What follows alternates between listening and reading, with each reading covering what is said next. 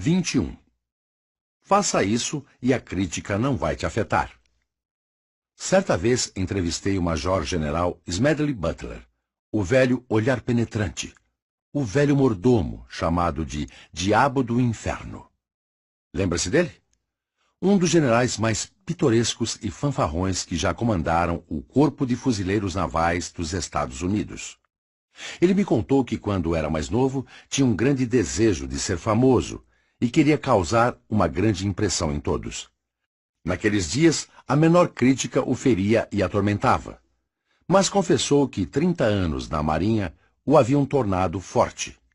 Eu fui repreendido e insultado, ele disse, e denunciado como um cão, uma cobra e um gambá. Fui amaldiçoado por especialistas e chamado de todas as formas possíveis e combináveis de palavrões que não devem ser impressas na língua inglesa. Isso me incomoda? Quando ouço alguém me xingar agora, eu nunca viro a cabeça para ver quem está falando. Talvez o velho Butler, o olhar penetrante, estivesse muito indiferente à crítica. Mas uma coisa é certa. A maioria de nós se sente ofendida pelas pequenas cutucadas e alfinetadas e levamos isso muito a sério. Eu me lembro de que, algum tempo atrás, um repórter do New York Sun frequentou uma reunião demonstrativa em uma das minhas classes de educação para adultos e ridicularizou a mim e as minhas classes. Eu fiquei ofendido. Considerei como um insulto pessoal e liguei para Gil Hodges, presidente do comitê executivo do jornal, e praticamente exigi que ele publicasse um artigo declarando os fatos, ao invés da ridicularização. Eu queria que esse crime fosse punido de qualquer forma. Agora eu tenho vergonha da forma que agi e percebo que metade das pessoas que comprou o jornal nunca viu o artigo. Metade das pessoas que leram considerou como fonte de diversão inocente e a outra metade o esqueceu em algumas semanas. Agora eu percebo que as pessoas não estão pensando sobre você e eu, ou se importam com aquilo que dizem sobre nós. Elas estão pensando em si mesmas. Antes do café da manhã, depois do café da manhã e o dia todo até 00:10. Elas estão 1000 vezes mais preocupadas sobre uma pequena dor de cabeça que sentem do que sobre a notícia da minha ou da sua morte. Mesmo que mintam sobre você e eu, nos ridicularizem, nos enganem, nos apunhalem pelas costas e que nos decepcionemos com um de cada 6 de nossos amigos mais íntimos, não vamos nos afundar na autopiedade. Ao invés disso, vamos nos recordar que foi exatamente isso que aconteceu com Jesus. Um dos 12 amigos mais íntimos se tornou traidor por um suborno que, em termos monetários atuais, seria de cerca de $19. Outro dos seus 12 amigos mais íntimos desertou de Jesus no momento em que ele se encontrava em perigo e declarou 3 vezes que nem o conhecia, e jurou isso enquanto falava. 1 entre 6. Foi isso que aconteceu com Jesus. Por que você e eu esperamos algo melhor? Descobri anos atrás que, apesar de não poder evitar que as pessoas me critiquem injustamente, eu poderia fazer algo infinitamente mais importante. Posso decidir se essa condenação injusta vai me afetar ou não. Vamos deixar uma coisa clara. Não estou dizendo que devemos ignorar todas as críticas. Longe disso. Eu estou falando em ignorar apenas a crítica injusta. Certa vez perguntei a Eleanor Roosevelt como ela lidava com a crítica injusta. E Alá sabe que ela teve muito disso.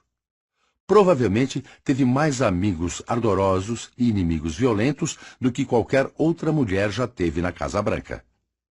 Ela me contou que quando menina era muito tímida e temia o que as pessoas iriam dizer. Tinha tanto medo da crítica que um dia pediu um conselho à sua tia, a irmã de Theodore Roosevelt. Ela disse: "Tia Bee, eu quero fazer tal coisa, mas tenho medo de ser criticada." A irmã de Ted Roosevelt fitou-a nos olhos e disse: "Nunca se importe com aquilo que as pessoas te disserem, contanto que você saiba no seu coração que está certa." Eleanor Roosevelt me disse que este conselho, muitos anos depois, quando já estava na Casa Branca, seria para ela a rocha de Gibraltar. Disse que a única forma de evitar a crítica é agir como se fosse parte da decoração e permanecer imóvel na prateleira. Faça o que você sente no seu coração, que está certo, porque você será criticado de qualquer forma. Você será condenado se você fizer, e condenado se você não fizer. Esse foi o seu conselho. Quando o falecido Matthew C. Brush era presidente de uma empresa americana que atuava internacionalmente, perguntei-lhe se era sensível à crítica. E ele respondeu: sim, eu era muito sensível no início. Naquela época, eu queria que todos os funcionários da empresa me achassem perfeito. Caso contrário, ficaria preocupado. Quando eu tentava agradar alguém que tivesse me criticado, tentando contornar a situação, acabava deixando outra pessoa descontente. E quando eu tentava consertar o problema com esta pessoa, criava problemas com 2 outros abelhudos. Com o tempo descobri que quanto mais eu tentava pacificar e extinguir os sentimentos de mágoa para tentar escapar da crítica pessoal, mais aumentava meus inimigos. Finalmente, disse a mim mesmo: se você se sobressair dentre uma multidão, você vai ser criticado. Então se acostume com a ideia. Isso me ajudou tremendamente. Daquele tempo em diante, criei uma regra: fazer sempre o melhor e abrir o guarda-chuva para que a chuva da crítica não caia sobre mim e escorra pescoço abaixo. James Taylor foi um pouco além. Deixou a chuva da crítica escorrer pescoço abaixo e se divertiu muito com isso, em público. Quando ele estava comentando sobre a Orquestra Sinfônica de Nova York durante o intervalo nos concertos de rádio, no domingo à tarde, uma senhora descreveu chamando-o de mentiroso, traidor, venenoso e estúpido.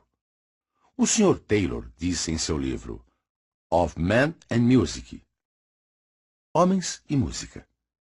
Eu suspeito que ela não tenha gostado daquela conversa. Na transmissão da semana seguinte, o Sr. Taylor leu a carta para milhões de ouvintes e recebeu outra carta da mesma senhora alguns dias mais tarde, expressando a sua opinião inalterada. Disse o Sr. Taylor de que eu estava sendo um mentiroso, venenoso e um estúpido. Não podemos deixar de admirar um homem que leva a crítica desta forma. Nós admiramos a sua serenidade, a sua postura inabalável e o seu senso de humor. Quando Charles Schwab estava dando uma palestra ao corpo estudantil em Princeton, confessou que uma das lições mais importantes que aprendera fora de um velho alemão que trabalhava na sua siderúrgica. Este velho alemão se envolveu numa enorme discussão com os outros trabalhadores e eles o jogaram no rio. Quando ele veio ao meu escritório, disse o Sr. Schwab, coberto de lama e água, perguntei-lhe o que ele havia dito aos homens que o haviam jogado no rio. E ele respondeu: eu apenas dei risada. O Sr. Schwab declarou que havia adotado as palavras do velho alemão como lema: apenas rir. Esse lema é muito importante quando você é vítima de uma crítica injusta. Você pode responder a um homem que retruca, mas o que você pode dizer a um homem que apenas dá risada? Lincoln poderia ter tido um colapso sob a tensão da Guerra Civil se não tivesse aprendido que era tolice tentar responder a todas as condenações sarcásticas lançadas contra ele. A sua descrição de como lidou com os seus críticos se tornou uma pérola literária, um clássico. O general MacArthur tinha uma cópia dela pendurada em cima da mesa do seu gabinete durante a guerra. E Winston Churchill tinha um quadro com ela na parede do seu escritório em Chartwell. Ela diz o seguinte: se eu fosse ler, mesmo que não respondesse a todos os ataques feitos contra mim, seria melhor que esta loja fechasse para outros negócios. Eu faço o melhor que posso, e quero agir assim até o final. Se ao final eu estiver certo, então o que disserem contra mim não irá importar. Se ao final eu estiver errado, então 10 anjos jurando que eu estou certo não fará nenhuma diferença. Quando você e eu formos criticados injustamente, vamos nos lembrar da regra número 2. Faça o seu melhor. E então abra o seu velho guarda-chuva e evite que a chuva da crítica escorra pescoço abaixo.